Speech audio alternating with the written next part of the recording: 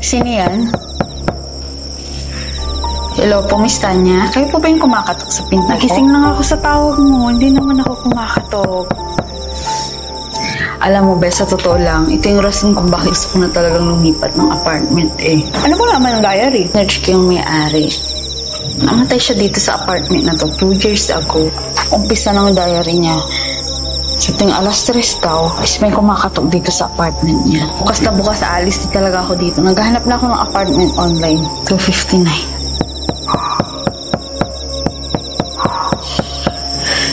Saan ko na kaya? Nabalitaan mo na ba? Nabalitaan mo? Si Chacha, wala na. Natagpuan siya sa apartment. Alas 3 ng madaling araw nangyari ang Eh, saan ka ba nagtatrabaho, Ining? Bakit kailangan mo ng apartment? Dito lang po sa Pasay. May pamilya ka ba? Wala ho. Single ho. Okay. Sa ayaw ng asawa ko ang may pamilya. Ipapakita ko sa yung apartment. Ayon sa mga sabi-sabi dito, kahasa ang rason kung bakit sila namatay. Kahasa, binalaman kita. Nakapasok na ako dito sa mismong apartment kung saan tumuli si Jaja. Bis, kailangan kong imbestigan, kailangan ko siyang bigyan ng hustisya. Kailangan kong alamin kung anong meron sa katok na tuwing alas 3 ng umaga. Ito yung diary. 259. 3.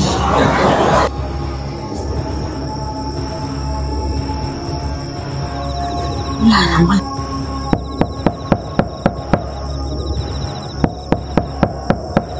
Sino yan? Sino yan? Ngayon malalaman natin kung sino ka. Diba ikaw yung asawa ni Miss Tanya? Bago ko i-reveal ang plot twist, guys, galing ako sa gala at gumastos talaga ako ng malala. Pero hindi naman ako nag-worry dahil pwede naman akong mag-trade sa pocket broker at bawiin lahat ng mga nagastos ko doon. Yan, since ang dami namang nagtatanong sa inyo, ipapakita ko na rin sa inyo kung paano ko siya ginagamit. So first, kailangan nyo lang magkaroon ng account sa pocket broker. Ipindot nyo yung link dyan sa comment section or description box para hindi na kayo mahirapang maghanap. And mag-register lang kayo gamit ang email tsaka password at gamitin nyo ang promo code ko 100FLA para magkaroon kayo ng bonus na pwedeng umabot sa 100 USD or 5,000 pesos. Pag nagkaroon na kayo ng account, pwede na kayo magsimulang mag-trade. Ngayon naman kung nalilito kayo or kung hindi nyo talaga alam ang gagawin, pwede naman kayo mag-practice. So, dito sa upper left, may makikita kayong word na trading. Ipindot nyo lang yan. Ilalabas yung mga yan kung saan makakapili kayo kung anong demo yung gusto nyong gawin. Now, may quick trading demo account, shares trading demo account. Kung confident naman na kayong maglaro, pwede na kayong mag-deposit. Paano mag-deposit? Sa upper right, may makikita kayong word na top up. Pindot nyo lamang yan. Pan nyo lang ito. May mga payment method dyan. Dito nyo ilalagay yung amount na gusto nyong i-deposit. Ang deposit nyo, hindi kailangan malaki ang halaga. Pwede kayo magsimula sa 50 pesos, 100, 200, hanggang sa lumaki kung malaki na rin yung kinikita nyo sa pocket broker. Kung nakapag-deposit na kayo, pwede na kayo magsimulang mag-trade. Tuturo ko lang dito kung paano yung ginagawa ko. May word na buy, may word na sell. Pero this time, mayroon akong amount na 1,500. Okay, i-buy natin. For 1,500, ilan kaya ang ating kikitain?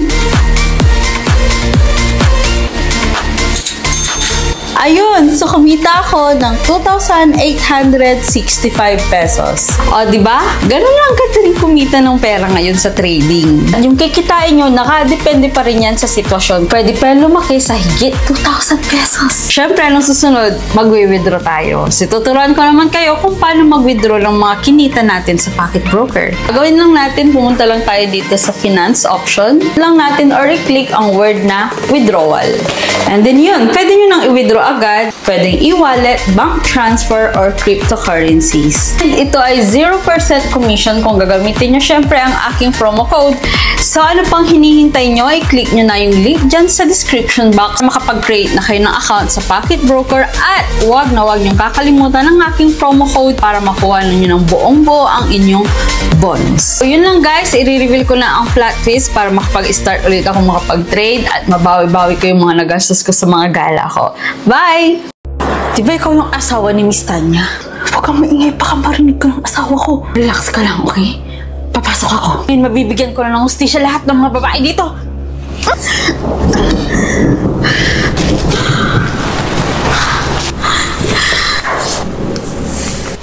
Cindy, Pres. umalis ka na dyan. Naglabas ng CCTV footage ang building malapit sa apartment at kitang-kita kung paano patayin ni Miss Tanya si Jaja. Tuwing 3:00, kumakatok ang asawa ni Miss Tanya para balaan ako at pagsabihan na umalis na ng apartment habang maaga pa. Dahil ang asawa niya na si Miss Tanya ay possessive. Lahat pinagsisilosan. Lahat ng babaeng nakikitang kausap ko, pinapatay niya. Mabait ang asawa ni Miss Tanya. At halimaw si Miss Tanya. Nakikita ko kung paano niya patayin yung mga tenant sa tabi ko. Pero sa tingin ko, di na ang lahat. Dahil habang sinusulat ko to, nasa harapan ko siya. At papatayin niya na ako anong oras niya gusto. Anong ginawa mo sa asawa ko?